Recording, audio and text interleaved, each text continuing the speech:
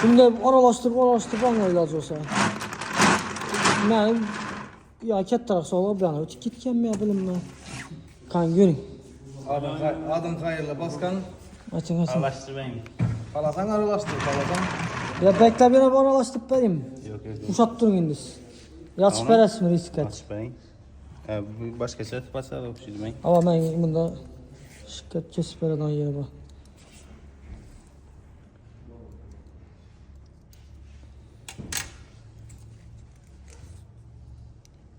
Ne oluyordu mu? Registratör. Video registratörü. Normalde mi şunda? Açtım ben size şu an ama. Yine. Hakkani mi ki? Yok kim? Maşinde yok. Yok bari. Niye takarım? Nissan bir görün. Demek. Ama şu hayır niyeden işden çıktı mı?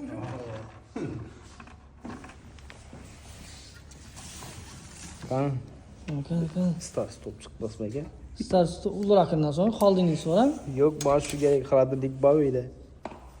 Belle. Sağ ol. Video registratör. Belgimiz ağzımıza savga çıktı. Bir komple diske balon xarid ettiler. 2 tane kupon ega oldular. Birisinde video registratör çıktı, birisinde savga çıktı. Ne deysiz? Hakkani. Zor yapıyor. Bonus sifatında belirlenen narsa bu. Esasen diske balonun üstüne koyulmayan gördüğünüz narxına. Razı mısınız? Yaxşı günlərə xidmət etsin. Sizlər ham için orijinal sifat diske balonlar gerek olsa bizlere gelirsizler. Bonus tarikasında oyunumuzda iştirak etseniz de savgalarınızdan 2 tane verirsizler.